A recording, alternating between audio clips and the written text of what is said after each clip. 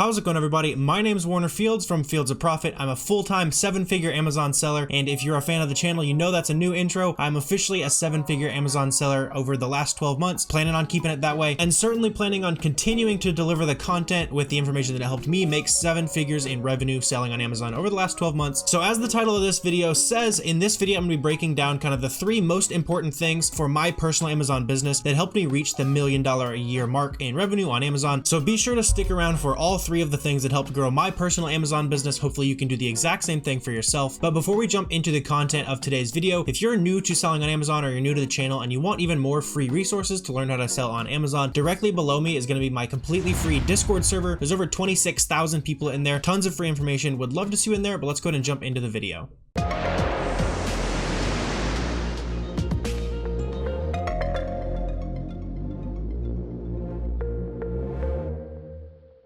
So the first thing that I think helped me a ton in my Amazon business, you should do the exact same thing, is simply staying consistent. I know it's cliche. I know everyone says that consistency is key, but it genuinely is key. Consistency is everything. There are so many days that I can think of, especially back in the days over almost 3 years ago, 2 years ago, when I was selling a bunch of used books. I was going to thrift stores, buying those books for $1, $2 a unit, selling those books for 30, 40 bucks. But that's what it took back in the day. I was having to drive around from store to store, scan the books, scan hundreds, thousands of books a day. And that was how I was able to hustle up my initial capital into being able to transition into more expensive business models like online arbitrage, wholesale, a lot of the business models that you guys are familiar with on this channel. But back in the day, there was a lot of days that you guys don't see on YouTube. I wasn't filming, I wasn't making content. I was just in there in the weeds, putting in the work, being consistent day after day. And there's going to be a lot of days, even now, there's days where it's like, I don't really want to go spend money, even though nowadays, pretty much all I have to do for my Amazon business is swipe my credit card on good, profitable inventory. Even then, it's like, I don't want to do that. But consistency is absolutely key. Think about over the last year, how many days there was like, I don't really want to do it, but I did it. Think about how much money that made you just by taking action on that. And when you add up all those days where you're able to make the tough decision to go out, keep sourcing inventory, spend some more money online, whatever you got to do, whatever your business model is, staying consistent is absolutely key. And I think it's one of the biggest things that has helped me stand out, not only on Amazon, but also on social media, just kind of my own personal philosophy. I post on social media on 99.9% of days. There's always going to be something out there just because, you know, there's not always a ton to share. I don't always want to make posts, but I know that if I'm consistently putting in the work, putting on Instagram, Twitter, wherever, I know that that effort is going to pay off tenfold long term. And if I make those sacrifices where there's this one day where it's like, I don't want to do it, then what happens next week when you're like, I don't want to do it? You probably don't do it. So never let yourself slip into that. Just stay super, super consistent in your business.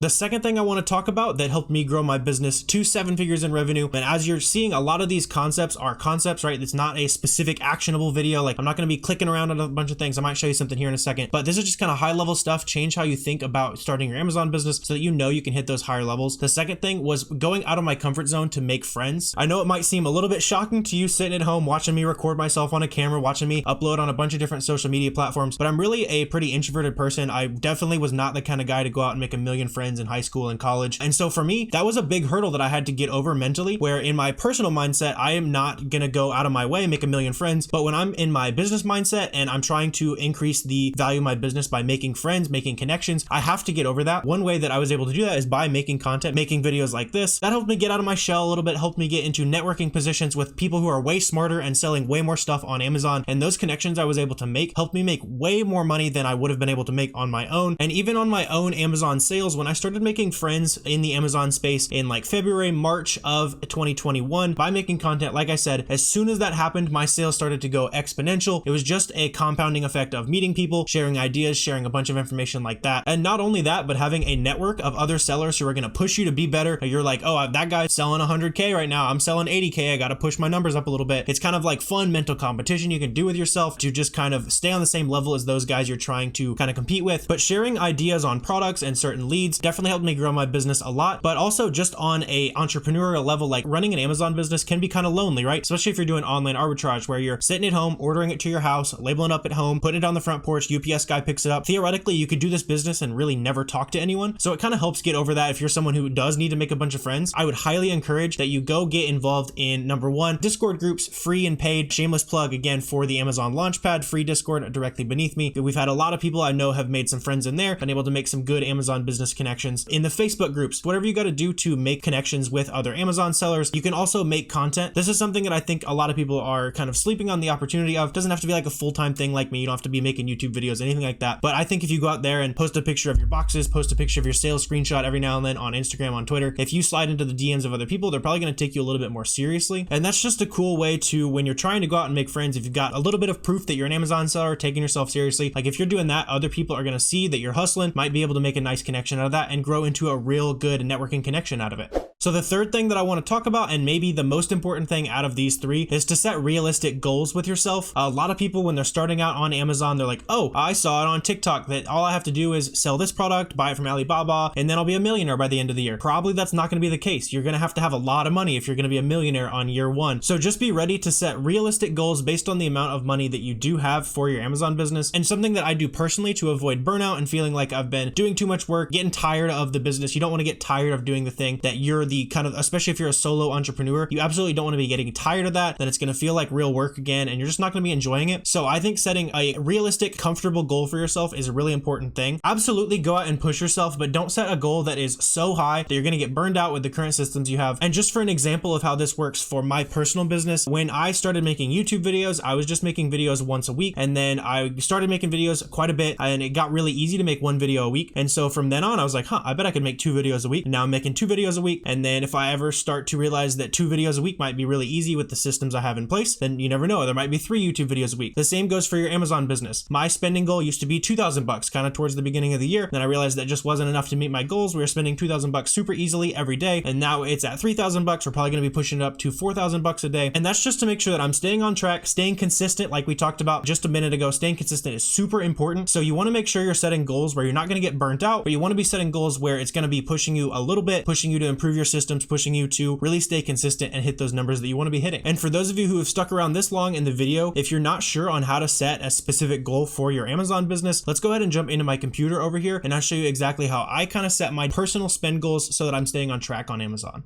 So this spreadsheet I just pulled up here is just one really small part of the FBA roadmap, which is our complete guide to selling on Amazon. A bunch of the strategies that helped me hit 7 figures in revenue. So if you're interested in that, that's linked down here below. I'm not giving out anything super secret. You could probably build this spreadsheet yourself. Again, it's a small part of that course that we did create. Had a lot of success from guys in there, but let me go ahead and show you how you can set a daily spend goal. And this is exactly how I would do it myself. So I like to set it based on revenue. I like to do it based on my cost of goods as a percentage of revenue. So basically we're going to reverse engineer the amount of money we need to be spending per day, give us a nice daily goal to be able to hit so that we're staying consistent while also making sure that it is a realistic goal, just like we've talked about, right? So right here, let's say so far this year, you've sold $10,000 on Amazon, and to make $10,000 in revenue, you spent about $5,000 on product. So, you know, that $5,000 differential there is going to be your profit and your Amazon fees. This is a fairly standard breakdown, especially for a lot of arbitrage sellers. Right around 50% of your revenue should be covered by your cost of goods sold. If you're higher than 50%, you should probably reevaluate some things, especially if you're not at scale yet, but that's just kind of a brief rule. So let's say you've spent $5,000. This is a really conservative estimate right here. 50% of your revenue is your cost of goods sold. So knowing that, we can use those numbers and reverse engineer it, where let's say we want to be hitting, you know, a realistic goal of $20,000 a month in revenue. You know, even if we want to get even simpler with it, let's just say we just want to do $10,000 a month. For a lot of you guys sitting at home, I know it sounds crazy for me to say just $10,000 a month, but you'll see how doable that is here. When we look at the bottom, all we have to do to make that happen is spend $5,000 a month, and on a daily level, all we have to do is spend $166 a day. Depending on the category you're in, like if you're selling shoes, that's like 3 pairs of shoes, maybe 4 pairs of shoes. And that's all you'd have to buy every day to be a $10,000 a month Amazon seller. That would put you at a 6-figure Amazon seller. So really, I hope you can see how not insanely difficult it is to be able to hit those revenue goals, you know, become a 6-figure seller, all that kind of stuff. And then also, if you wanted to kind of reverse engineer your business on a profit basis, we can do that as well over here on the profit goal setter. So let's say so far this year, you know, just based on this information over here, let's say you've made $2,000 in profit so far this year, and then your buy cost on that was $5,000, just like we showed over here. That puts you at a 40% ROI, which again is pretty close to standard for online arbitrage. It might be a little higher than a lot of people who run at volume are. I think my personal ROI